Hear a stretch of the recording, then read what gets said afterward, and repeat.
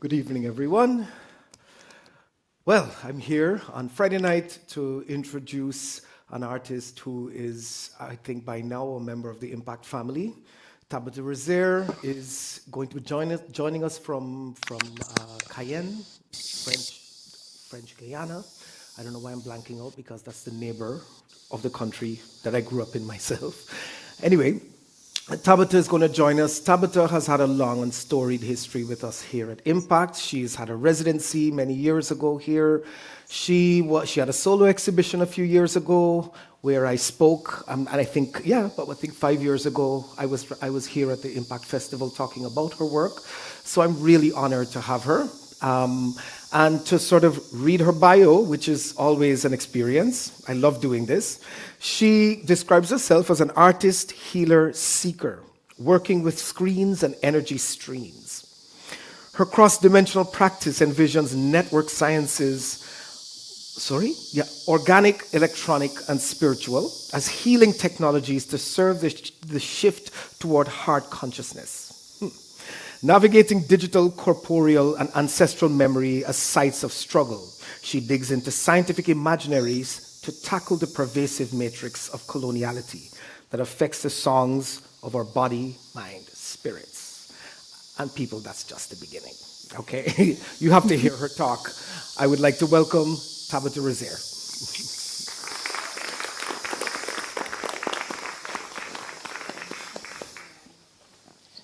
Hi. Hello, everybody. I hope you can hear me okay. Yes. So great.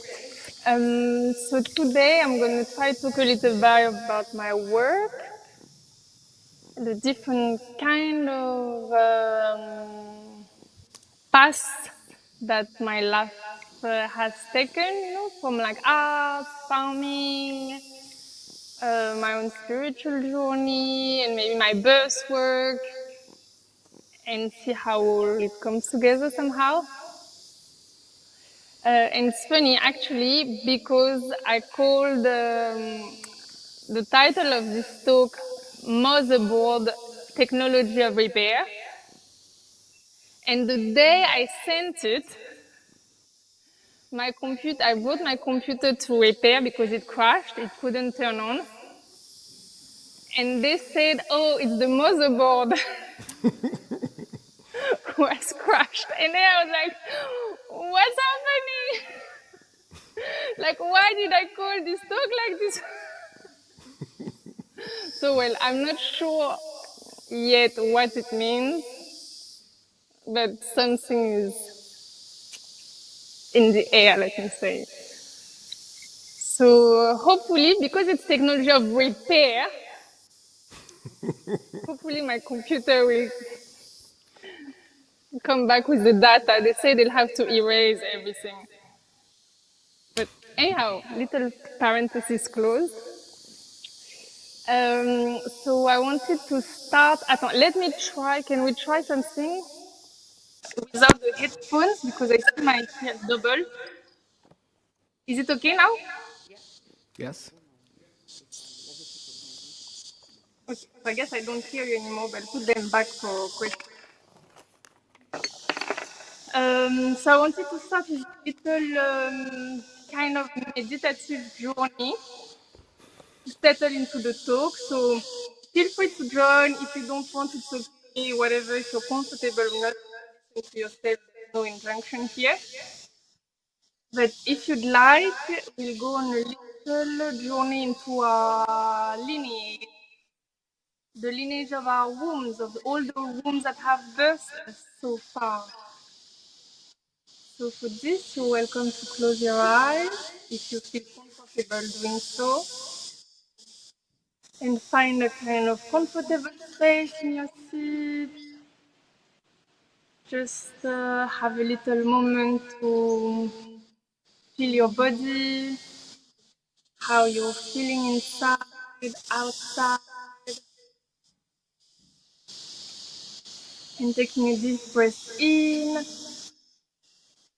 and out. And just following the movement of your breath. And as you breathe in, you feel connected to the soil under you. And you breathe out, anchor, you feel that sense of rootedness into the earth, into the soil of Utrecht. Have a little moment for the ancestors of that land and all the spirit of that land.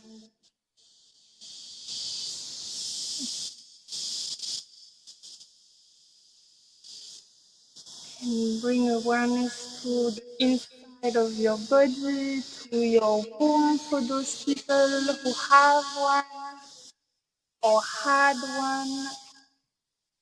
And if you don't, wherever you fall on the gender spectrum, you can just focus your energy in the belly, in that site of creation that connects us to our ancestors.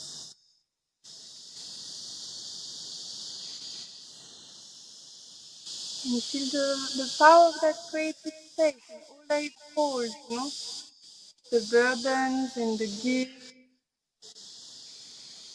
the pains and the blessings,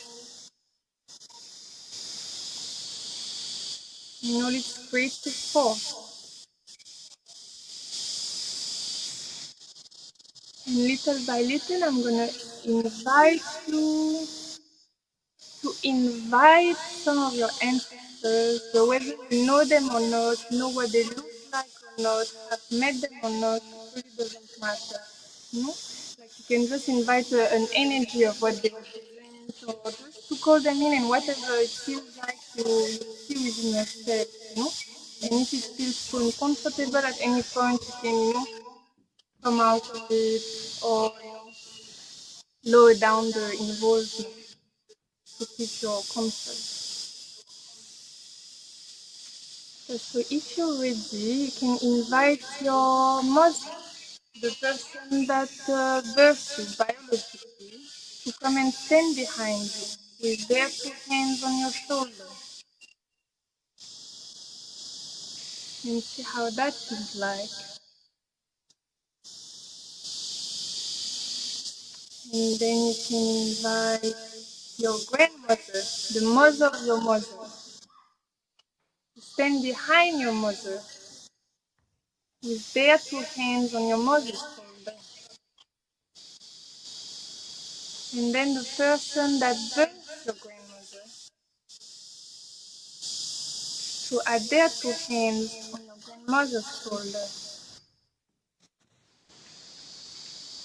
And then the person who birthed your great grandmother.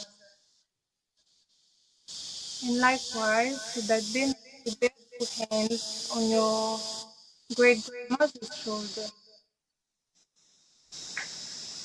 And then inviting the next generation. And again the next. And little by little, imagine all those mothers, now there's 10 of them, and including them more, and to imagine them one by one coming and joining this long, long line of mothers, this long, long line of wombs from which we come from. And maybe now there's 30 people behind you, or 50 people, and keep going until the line is so long that it goes across the whole city. Maybe you have thousands of ancestors of great, great, great, great, great, great, great grandmothers behind you. And even more, keeping calling the mothers who have birthed you. And take a moment to see how it feels in your body to have all those presences behind you. Have a whole snake that goes across the earth, maybe with hundreds of thousands and millions of mothers standing behind you. and all those people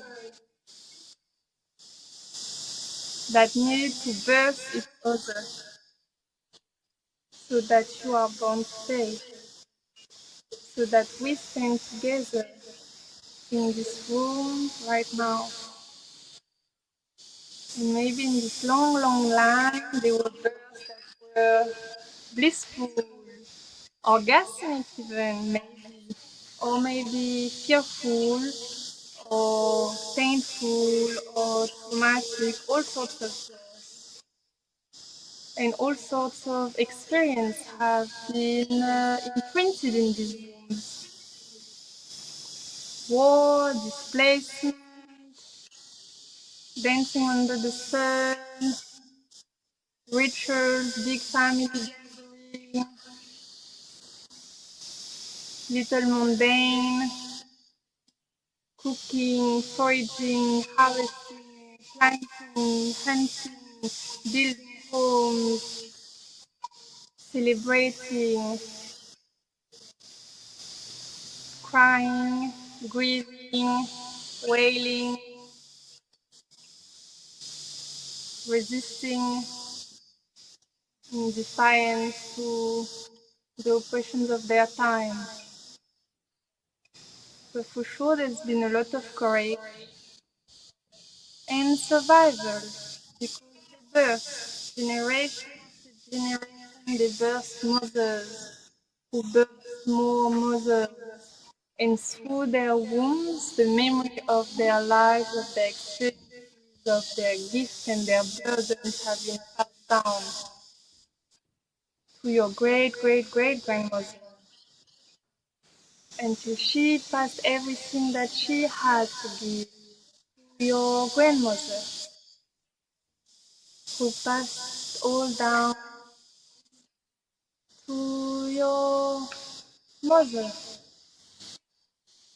And then whatever that person who birthed you could not um,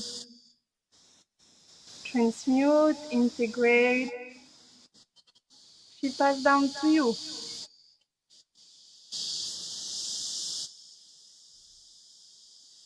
And that's in a way our gift and responsibility.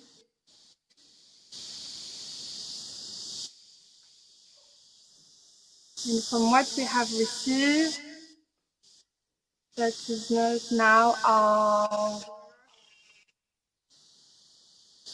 to pass it on. Maybe we'll mother ourselves, maybe we have already mothered, or maybe you'll mother in another way, you'll mother a community, you'll mother a project, you'll give your gift to each other, to friends, to loved ones, to the earth, to the soil, to the spirit. There's so many ways to mother the world.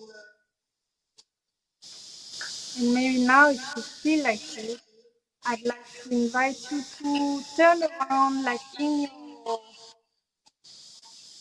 your mind, to face all the mothers who are behind you, and to look at them, and maybe to walk across that long, long line that snakes around the world, and maybe up to the moon. Who knows where all those ancestors come from? And as you walk and go through all that sea of people, maybe there's one of those great, great, great grandmothers who call your attention. So walk until somebody calls you, or until you're called to go to someone, one of them.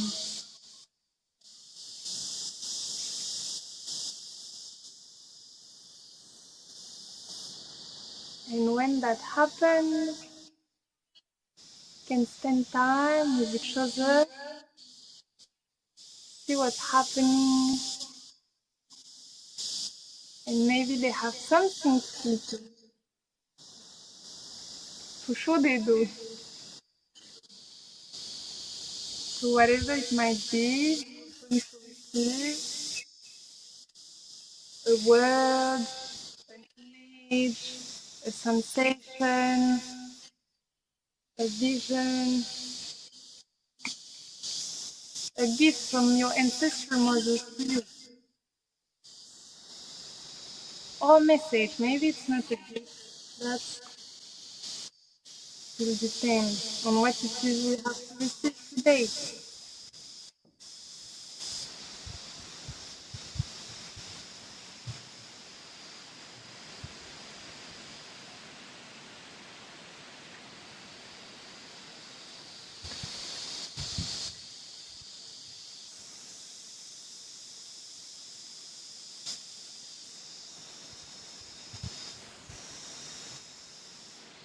And when you're ready, you can greet them, thank them, if you can, if that's coming naturally from you. Otherwise, you can slowly depart, looking at all those mothers behind you in the way that feels comfortable to you. A little sense of reckoning or honoring or gratitude or respect or whatever it is that emanates from you as you see all those wounds and all their lives and all they had to go through, so that today you're here and that you're part of this great lineage of wounds.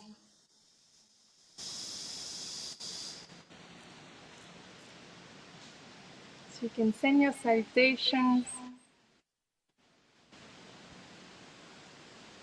and when you're ready you can come back to your seat.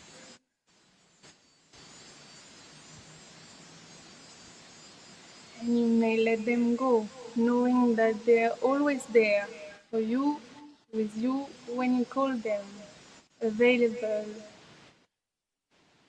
to support, to guide, to teach.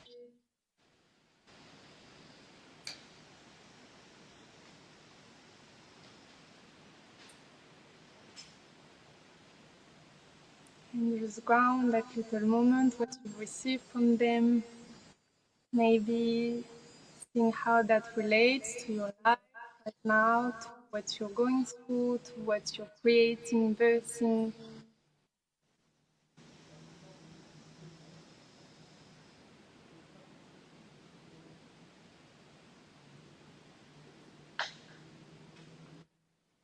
And when you're ready, very slowly, you can take a deep breath in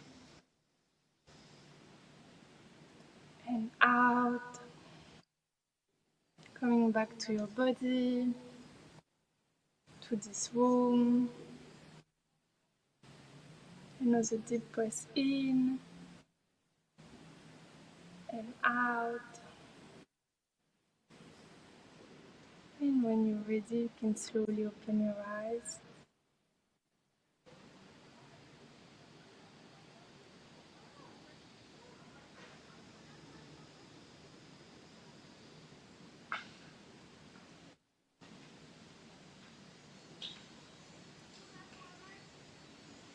Thank you for calling all your people together in this moment. Yes, thank you very much. Ooh! Yes, yes.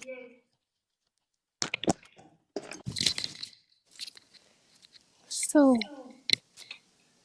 thank you for joining with me with us. So I'll keep going. So on the motherboard, and hopefully not erasing of all my life that was not backed up. Um, I think the image is interesting for me because the motherboard would be electronically, sorry, a space, like a central unit that then connects to other, like a central network that organize other networks or the connection. It's like the central connection that bind everything together,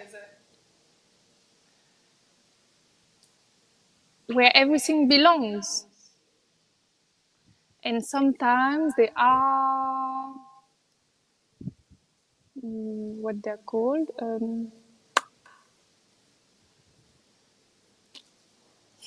I guess little breaks, let me say, or court-circuited, elements, and then we disconnect from whatever that central motherboard try to bring together. And I guess for me it might be a metaphor of what we're all going through in some way, and we can talk about it in many different ways. But I guess I relate to it as a devotee of the Great Mother, or, well, some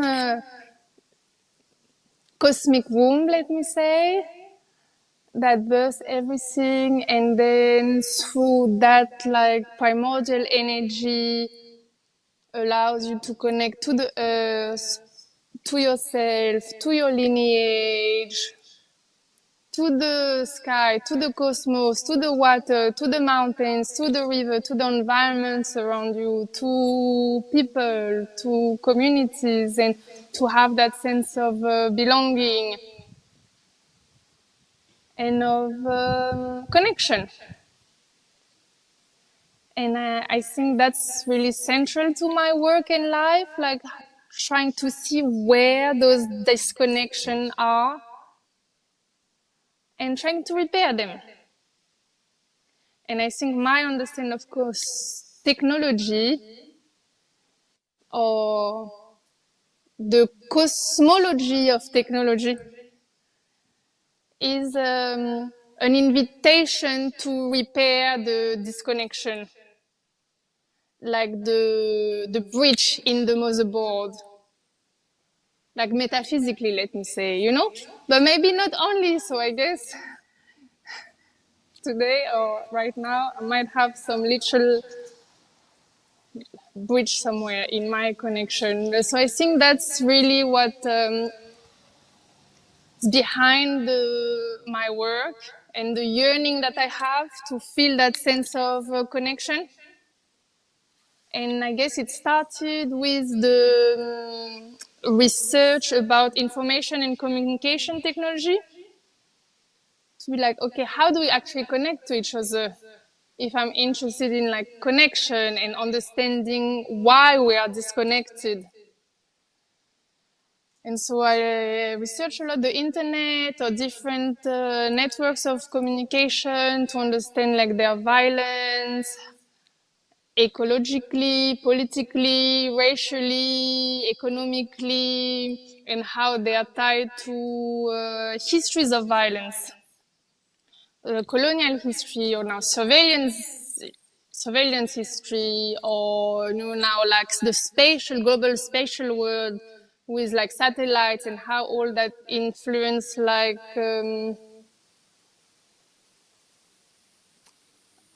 domination of certain countries on others, and how colonial dynamics are reproduced and reinforced.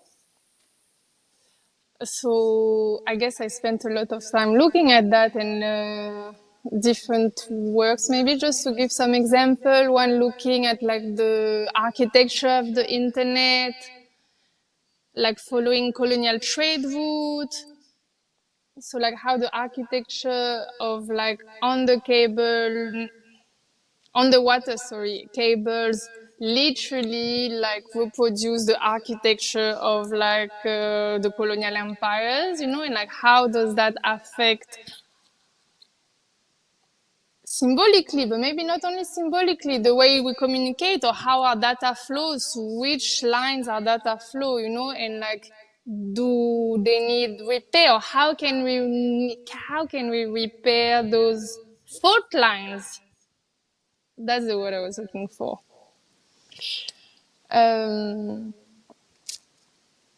So things like this, And maybe that work you see, Premium Connect, looks as the lineage of information and communication technology, especially like the digital, the binary code, sorry. And how there is like ethnomathematical research that attributes the birth of the binary code to African divination systems, like the Ifa divination system, which operates through a binary protocol. And with the colonization of West Africa by the Moorish Empire, those divination practice were translated into Arabic and then into Latin and went into the European intelligentsia, who then write a lot about those divination practice, calling them geomancy, and that ended up influencing Leibniz, that mathematician who invented the binary code. So somehow it could be a direct lineage between those practices. So I guess trying to also expand our understanding of technology, where it comes from, what it is, I guess something that was very important for me at this time. It's also to understand technology beyond the digital. And I guess that's more maybe related to my own spiritual life and practice, where ancestral communication is very important and very real, and how that is in itself a network of information and communication technology. How we can retrieve information, have access to information, and share information, whether it is through divination or through spirits, through channeling ancestors, through plants, through water spirits, through the water. I mean, so many cultures around the world have different interfaces through which they have access to information and how they communicate beyond dimensions. And maybe in the Western world, or part of, or maybe let me say the more widespread understanding is that digital communication is the main access of information, but that is not so in many other parts of the world. And trying to, I guess, dismantle the colonial hierarchies that we still exist in and that are still imposed on us, that modern, imperialistic, logical, mathematically proven way of seeing and understanding the world is more valuable than other ways, because there are many ways. So I guess maybe that was the first fault line in my own system that the Great Mother sent me to explore. And another one, if we still take that metaphor of like motherboard bug, is I think through my work, I guess the Great Spirit have like always showed me places in me that were disconnected and that suffered from a sense of isolation,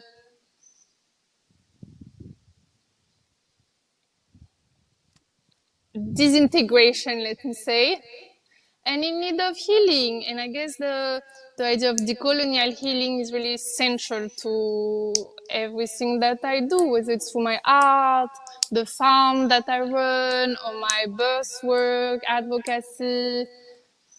So it's all related. But I guess talking about birth, another area that's very important in my work and life, and I guess that the Great Mother has tried to invite me into repairing, it's the womb space, the womb lineage, and how in that lineage that we traveled earlier, there are so many fault lines, so many mother and daughter relationships that were broken, or abuse, or neglect, or and not just in the womb line, but that I guess the womb line, because the womb is an imprint and it's passed down literally, the architecture through which we arrive on the earth.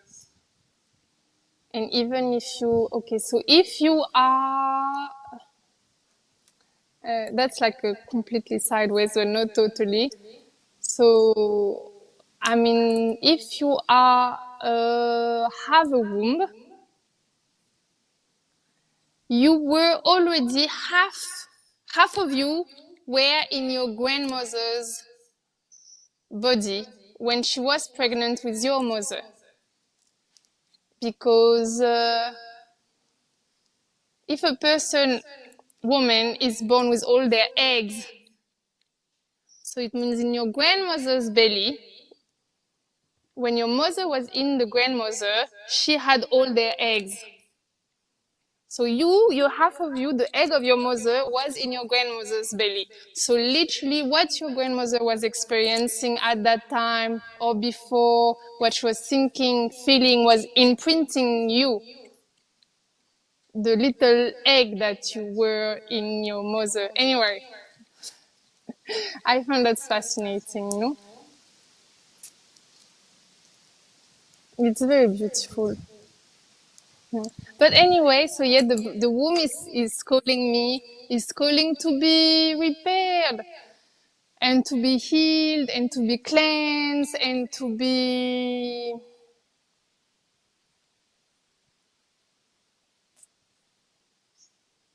held, I guess, in sacredness, in all its rhythm and cycles, or menstruation, or birth, menopause, or loss and grief, and all the things that the womb experiences, you know.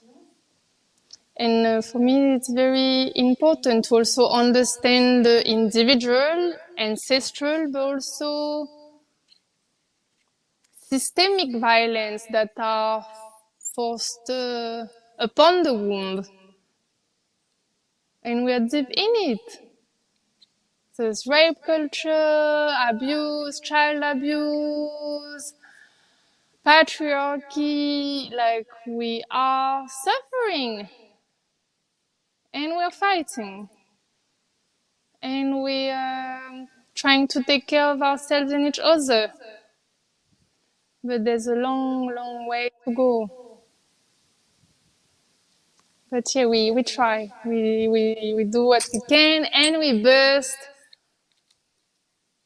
fighters, the next generation, because they'll have to fight even more, you know, have even more courage than what we have. Hmm? This little work that you see, for instance, is called Sugar Walls Teardome, and it looks at the history of modern gynecology.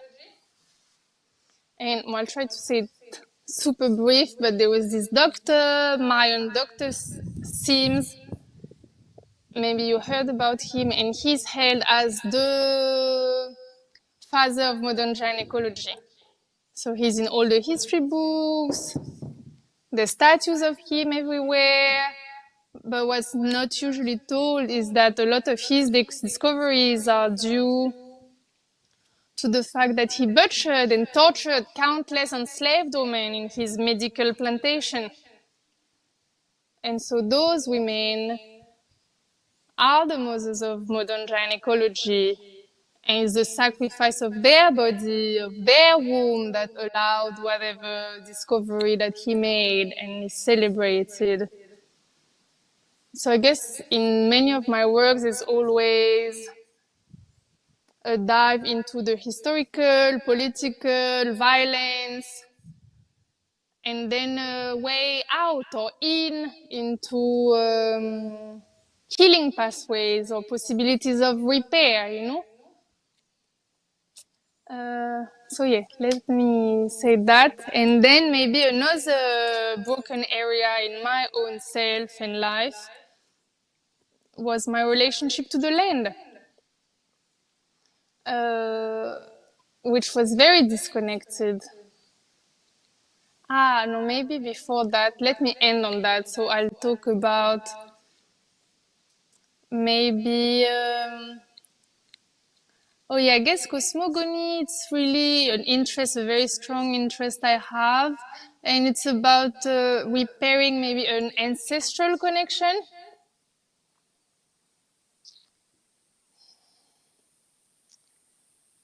And I'd say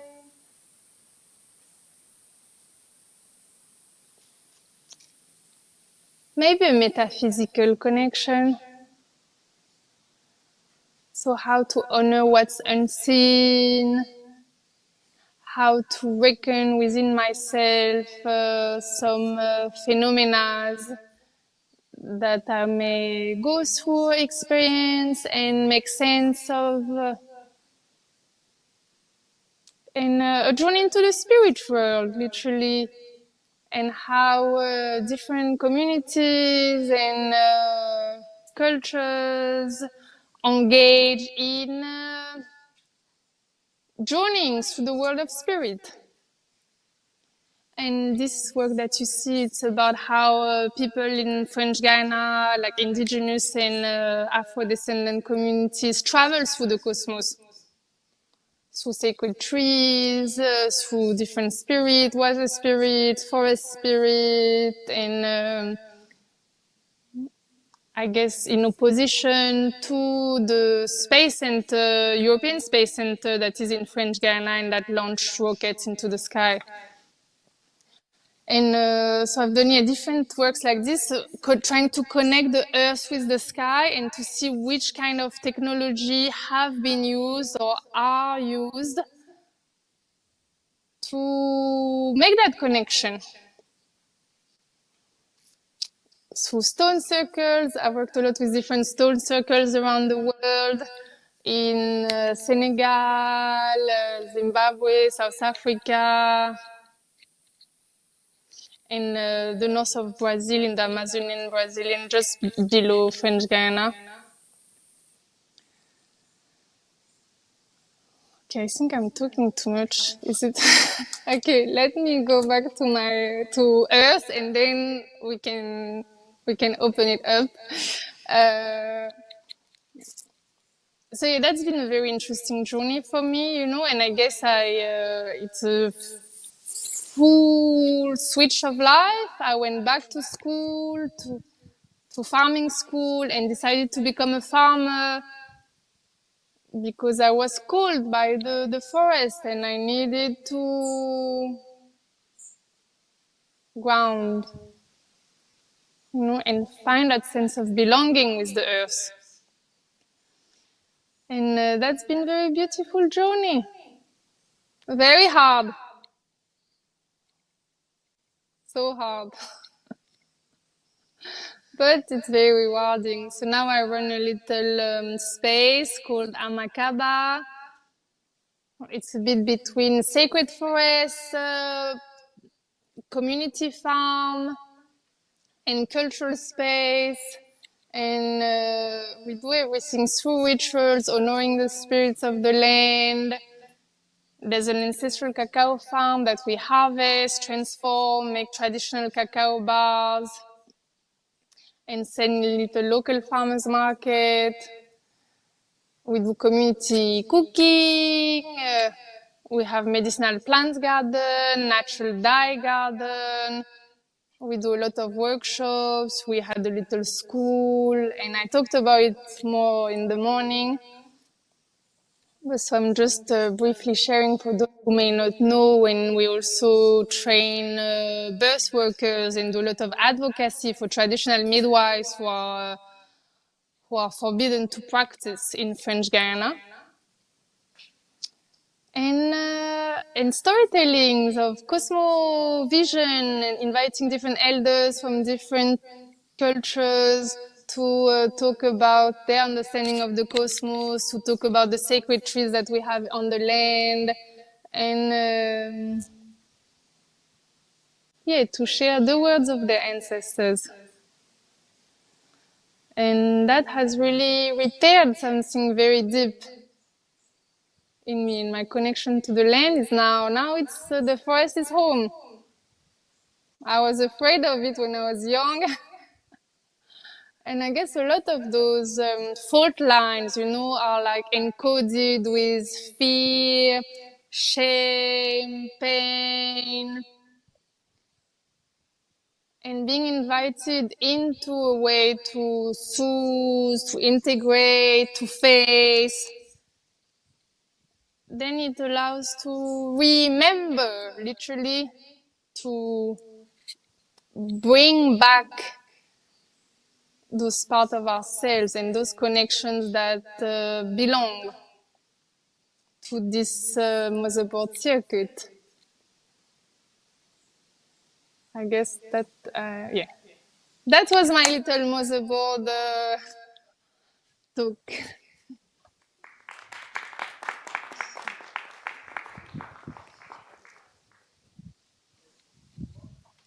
My mic? Can you all hear me? Can you hear me, Tabita? I can, but I don't have much battery, so I will have to take my headphones off soon. Okay. As long as you can hear me, and well, we can hear you just fine. Well, thank you so much. Thank you so much for this wonderful talk. And I'm quite honored because I've been following your career for many years now, and very closely as both a curator and a fellow artist. So, and I think for this particular festival, you were an essential speaker. We thought of you as an essential speaker because of your journey that you just described. But I think more than anything else, for us, myself and Ariane, the co-curators, we felt that at least from my perspective, you almost refuse to see any distinction between, and you said it, I think, tonight in several different ways. You refuse to see a refuse to see a distinction between technology, between technology as machine and technology as pretty much everything else. What I like about you and the way you think is that technology is every kind of system, ecological systems, rivers, the cosmos, and I think that's why you fit so beautifully into this framework that we've built for this festival. I think the first question I have is, well, what do you think we miss when we think of technology as just machines and just the digital? What do we miss? What do we not see?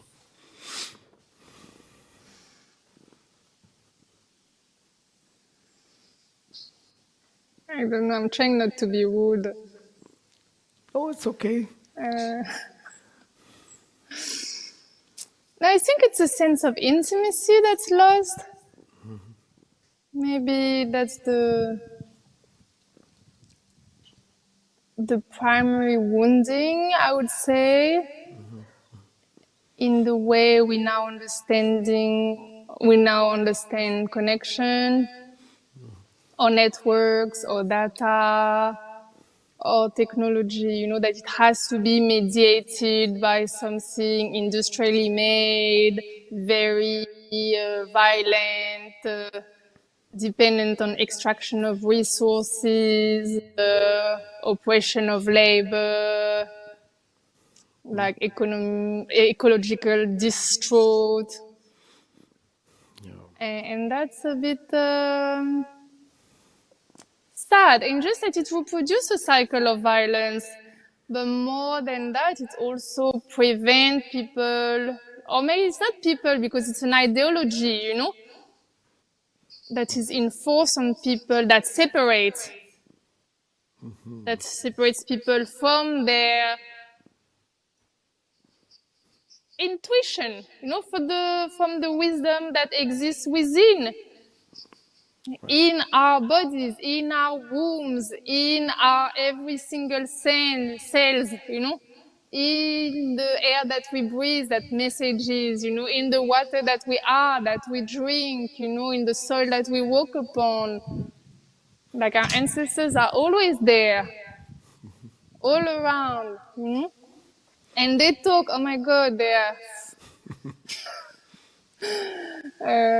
So yeah, I guess that, you know, in the kind of global, modern way of being, you know, is that connection has been severed, you know, and I think it's beyond technology. It's more a sense of isolation, you know,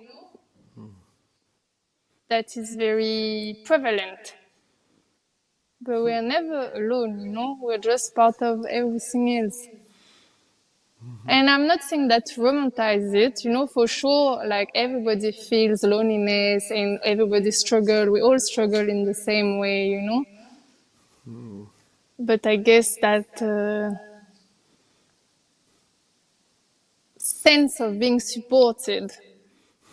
But interestingly, everybody is saying that, you know, social media and the internet has brought us together. It has created more connection in the world. What do you think of that? Do you not believe that? No, I think it is true to some extent, you know. But what does it mean to bring people together? What does it mean to be together? What does it mean to feel togetherness? To understand the responsibility that it demands. Yeah. Like a community, there's many ways to form community. But being in community with people like this, you know, that demand things, your time, your na na na na na na na na, or just a text is very different. I see. No, I agree. I totally agree. Yes. So, but it can, and it has been, you know, life-saving and beautiful and nurturing and a blessing for many people, you know. So I'm not at all saying that it's not worth it, but just to understand that what does it demand to be sustained? Yeah. What does it cost? Literally, like the earth, but also ourselves, our sense of connection. And also what it does to the brain. I'm no scientist, but like so many studies say that screen exposure from very young, what it's doing to the brain and how it's changing the generations, you know? Exactly. So we could say it's a weapon. So it has it's a double-edged sword. It has Like good and it has every technology, true. True. like it depends who use it and for what. Even spiritual technology, don't go think like it's only great things, you know? Like That's a lot also of true. harm can be caused spiritually as well, you know? So it all depends who, you know, who does what, for what purpose, you know? What's the motivation? Is it the greed? You know? Is it what? Yeah. No, I totally get that, especially spiritual technology connection. I'm glad you made that. Some of our panels yesterday were actually specifically about this issue, so I'm glad you raised it. The next thing I wanted to ask you about, though, is the figure of the mother. I really want you to maybe help us to unpack this some more because you started out with the motherboard and your motherboard and the faults that you had with it today, but the mother is a figure that has come up in your work for years and years and years. This is not new for you. What is the mother? What is the figure of the mother? How should we understand that? Is it God? Is it the universe? Is it the body? Is it humanity as a whole? Or is it all of those things? How do you really see the mother figure? What does the mother figure do? Everything. But that's a bit too deep. I don't know if I can. I can try. Okay. I mean, she's everything to me. That's what I can say, you know? And I guess as the mother of everything that there is, you know, it makes us all the children of Divine Mother. Right. And she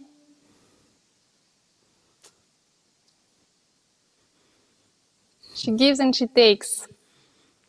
Right. I see. And you can only bow. But can we Or see? resist, but then, poof. Can we see Yeah, the sorry, it's mother as a hard for me to technology? talk about this. It's very intimate, because I think at the heart of heart, I'm really a devotee of the Divine Mother. That's what I spend most of my time doing. I have my little temple at home, and I mean, devotion and offering all day, every single day, except when I bleed. And it's consuming, all consuming.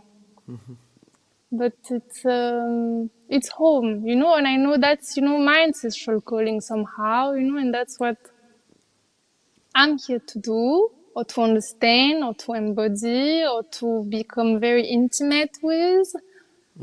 And I'm not sure yet fully what it means and what it will mean, or, but I'm obeying. That's all I can say.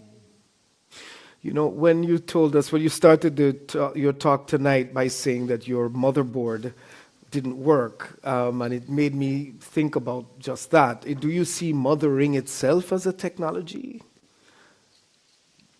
Is it? The primal technology. The primary technology. Wow. Can you tell us some more about Because that? it's the source of creation. And I guess it's like mothering, it's beyond gender and it's beyond maybe a kind of mammal urge or instinct. It's a quality. It's a way of being in the world. It's like a fierce and compassionate way of being, and to be able, and I guess that's my yearning, let me say, or my prayer, and it sounds a bit, I don't know, I feel a bit shy to say it. Say it. But Go ahead. I don't know, what does it mean to be a mother to the world, and not in a kind of megalomaniac way, but like to have that relationship with everything that has been created. And I guess there's all sorts of mothers. I'm not saying, or romanticizing that role, but to have that sense of duty and protection and care. And we often have that for people of our family, our friends, our loved one, but can you extend that motherliness, energy to people you don't know, to people that harm you, to people you hate, to the land, to the water, to the mountain, to the galaxies? Can you relate, and mother the whole of creation? That's, I guess that's radical inclusivity. I'm so far from it, wow. But it's a path that I'm willing to walk on, Okay, thank you for that. Before we open up the floor to questions, I just had a couple more to ask you. Well, I think the first one you addressed a little bit, but I really wanted to talk about what seems to be a shift from the work that you're famous for. I mean, all around the world, you're famous for this like highly sophisticated. I think years ago I described your work in writing as, sophisticated contraptions, these very, very elaborate, and you do it better than anyone else, I think. But the fact that you're now working with land and agriculture and community building, does this mean you're done with that stuff? Does this mean that this direction is taking you away from, these massive digital large-scale installations? How has your practice changed now? I think it is taking me somewhere else. I guess for 15, 13 years, I don't know, working with like digital installation, it was a way for me to maybe map or understand or dive into the things that were calling me, my interest in in ancestral technologies, my interest in the land, in the cosmos, in the power dynamic, in the world and our technologies, and in the way that we can repair and heal, you know, like in a way that is decolonial, that is intersectional, and that is sacred, you know, because that is very important for me, you know. And I guess spending 10 years like researching this, sharing this, and talking about this, at some point I'm like, okay, but now let me live it, you know.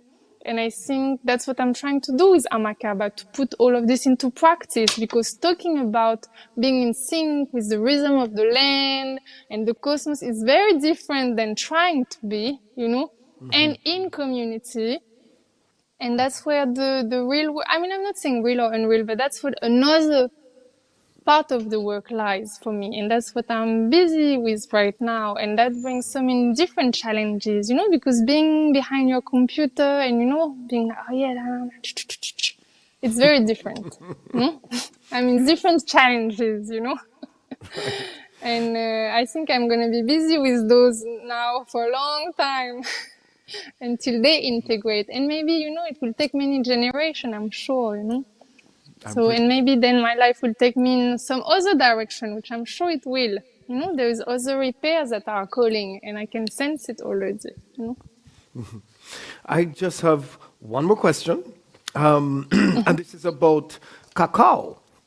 You've become a cacao farmer, and I've been fascinated by this because, I mean, you know, like sugarcane, you know, cacao as a cash crop is one that is, you know, deeply associated with imperial self-enrichment and colonial extraction and genocide, especially genocide. And in the case of cacao, we all know about the Belgian Congo. I can't imagine that this was, I mean, this had to have been a deliberate choice of yours. Do you think the choice of cacao as a crop is a part of this repair process that you're embarking on right now? Is it part of the healing and repairing? Are you reclaiming cacao symbolically? Surely it's part of the repair, you know. And I'm not sure how conscious it is, because I really feel like I was called by that plant, you know. I was in farming school and I thought, yes, I want to have a cacao farm, you know, but there was no why. I mean, it's actually from the cacao. I thought, oh, I want to learn how to make cacao and chocolate, you know. And then I start looking into it. I'm like, ah, but let me go to farming school and find out. And then that's how it happened, you know. And then I was looking for land, and suddenly I found this land with a old 100 years old cacao farm on it. And so everything was very much aligned, you know? And I think the repair, it's maybe for me, surely, but also for that piece of land, you know, that we're on. And I was saying this morning that it's the mountain that we're on, the Mayuri Hill, is, I mean, it's not really a mountain because it's very low, but French Guiana, it's kind of flat. It was indigenous territory, and then when the European came, they transformed it into a colonial slave plantation, you know, with cacao, sugarcane, indigo, roku, and cotton, and all sorts of plants. And among this, on the mountain, there's a lot of like cacao islands, you know, that remain from that area. And our cacao farm, we don't know if it's that old or if it's from like the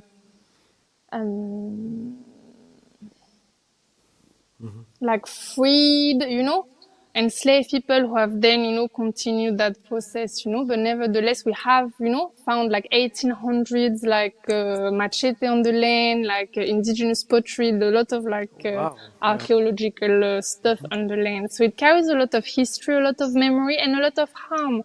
Like when we first got the land, we went to see some elders, you know, that told us like different rituals and things we had to do in order to really be in co-studentship or be in reciprocity with the land, you know. And one of them, I remember, he said, yeah, the ancestors, they are very hungry, so you must feed them. Everything that you eat on this land, you must share with them.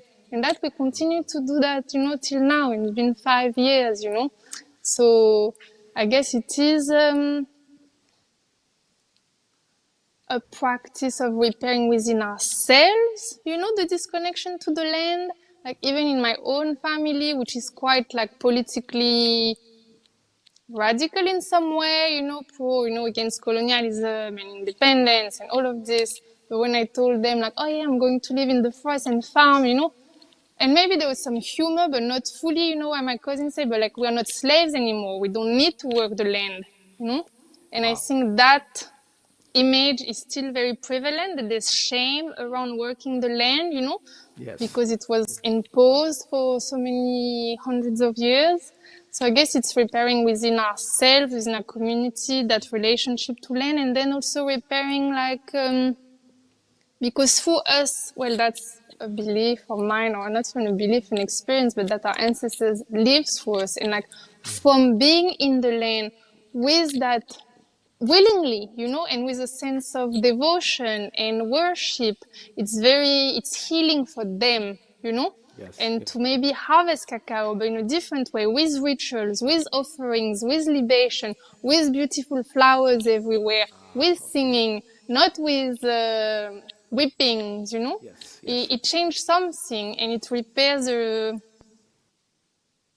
the energy of the land itself, you know, and I believe really it brings healing to that land, you know, or at least, you know, rest to the spirits of the land because they are being taken care of, you know, and so many lands out there, you know, the spirits are being ignored, you know, and I think that's our responsibility to also include them in our community, you know.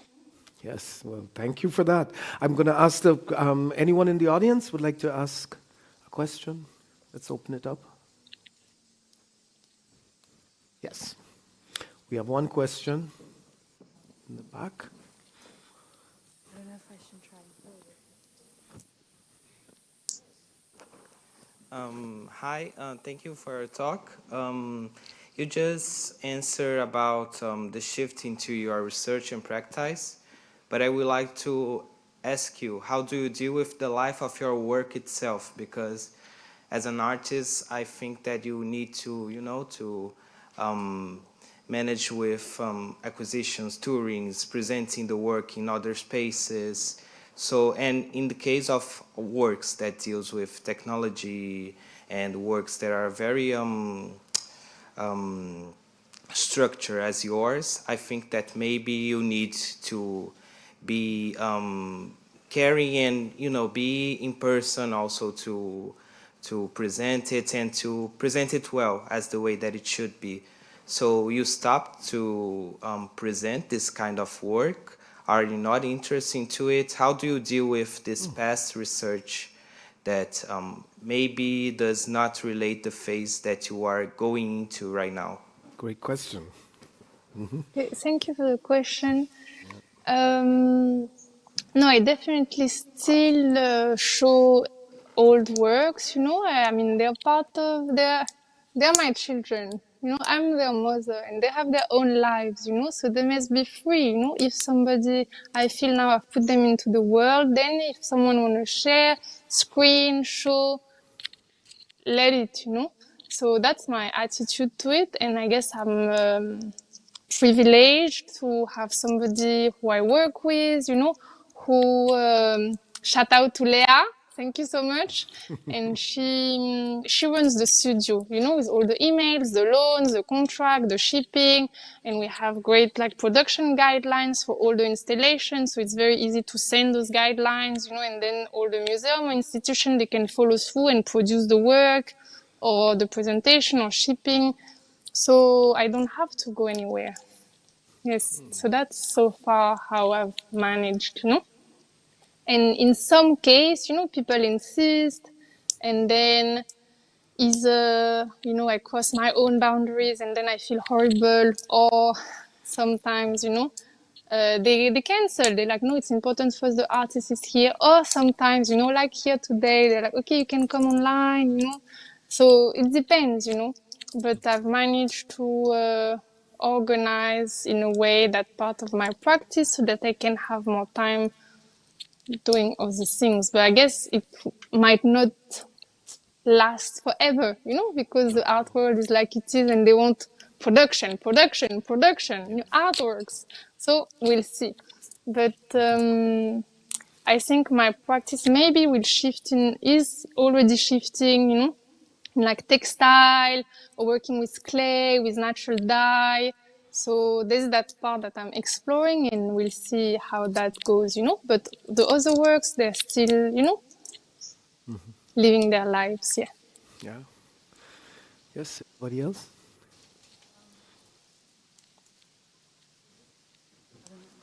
Yeah.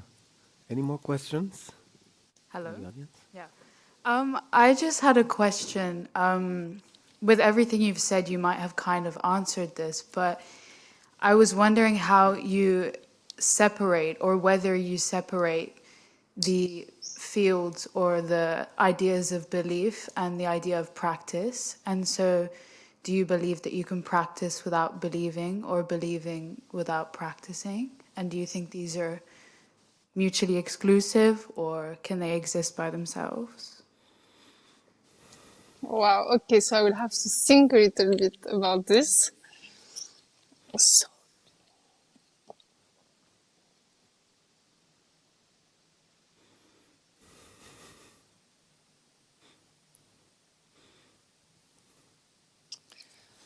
I'm not sure if it's going to answer your question, but I'm going to try this way.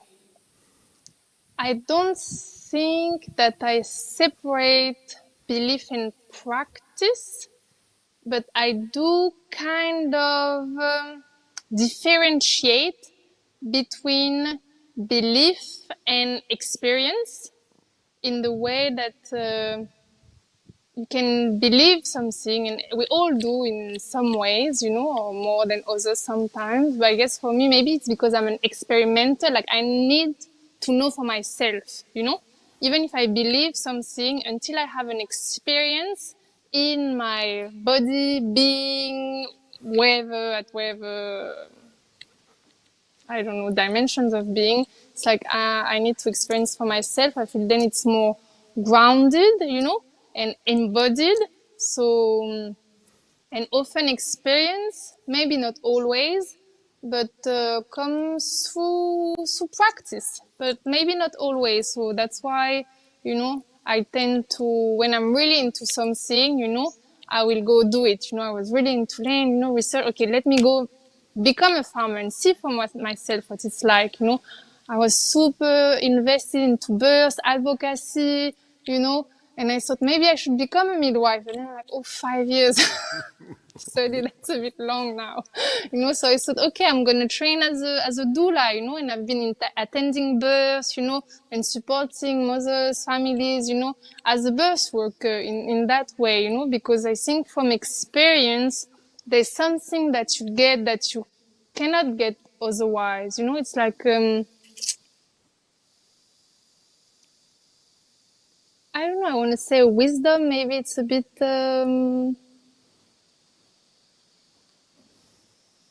like some perception. I don't know, but I think you understand what I'm saying. So, but I think, belief can be very strong, and it doesn't need necessarily practice, like if I'm thinking of like faith or, different things, you can, have a belief and seeking the divine your whole life, and maybe not meet it or merge with it, but still, that yearning or belief is so strong that it carries you so long, So I don't know, I guess it depends of the fields and the areas, but for me, definitely practice is very important. I'd say it's central to me, but it's not necessarily needed for everybody, I'd say. I don't know if that answered. Yes.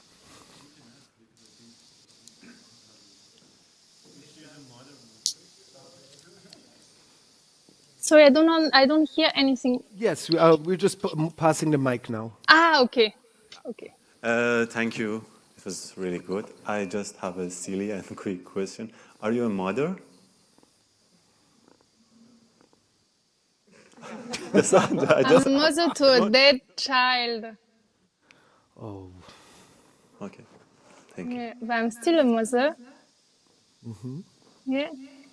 Thank you. And I guess, we don't consider those mothers very much, like the grieving mothers, the mothers who don't have a child to mother, you know? But they are, and whether it is abortion by choice, willingness, you know, or not willingness, you know, there's a wide scope of mothering. But I'm also hoping that Divine Mother will grant me another chance to mother a human being. If not, well, I'll keep mothering my spirits, you know, and the people around me and the land that I take care of. Wow, that's amazing. Thank you. It's really beautiful, really, really beautiful, and so expressive of the concept that we were talking about earlier. Your very expansive notion of mothering and motherhood. Yeah, I'm really, really inspired by this. Anybody else wants to? Quick question. Do we have time for one more? Yeah. Oh, we have another question here.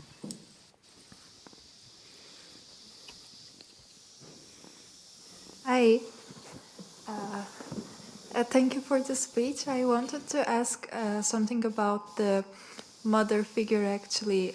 Do you sometimes maybe feel that it's a bit a restrictive figure because it's essentializing for women, or how do you work around that? Yeah.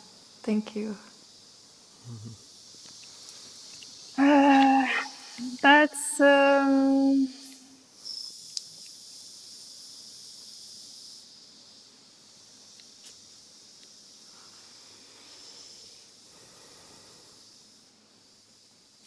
I don't know what to say.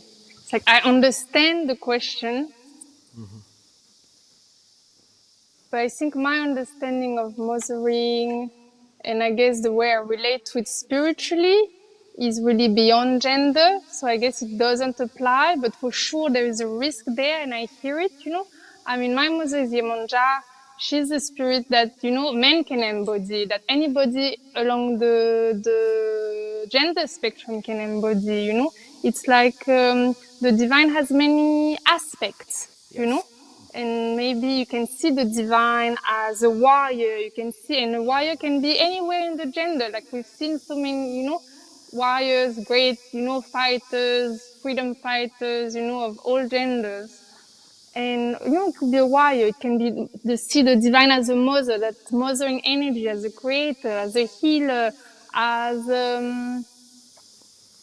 I don't know, you know, there's so many infinite facets.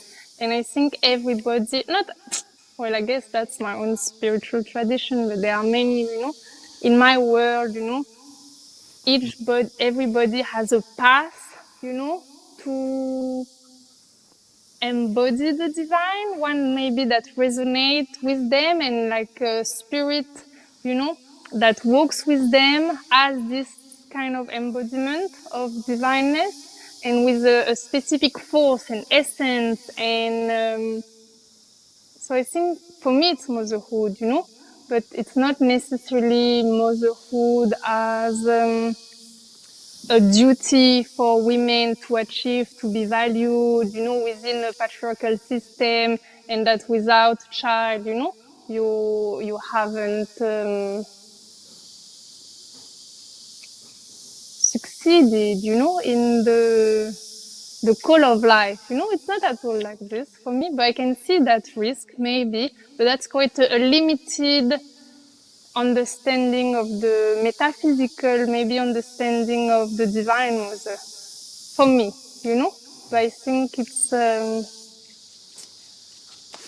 actually it's very deep, because there's a place where politics and spirituality, you know, they brush. I don't know, you know. There's a lot of intersection, and I guess maybe I'm really into like liberation theology, and you know, like how, you know, spirituality, or even religion, or you know, like the divine can be in service of political liberation and emancipation. And but we have so many examples that say otherwise as well, how religion and faith and spirituality has been instrumentalized to cause harm, violence, domination, and oppression And I guess what you're referring to, it's more that, you know, narrative that we see so much, you know. So I think there's, hopefully, I believe, I trust, there's different ways, and it can be very liberating and freeing, you know. At least it has been for me, yes. But I guess it's very individual. And yeah, I don't know. Well, I think we're out of time. I just got the signal. So I just want to say, first of all, thank you, Tabita. It's always a fantastic, pleasurable experience talking to you. And you and I will be in touch in the future. And I really, really just want to thank you for speaking to us here at Impact yet again. And I would just like to thank the audience with us. Please, thank you so much for coming and being part of this incredible conversation. And Impact Festival continues for another day, well, for the rest of tonight and another day. So please stick around. Thank you. Bye-bye. Take care.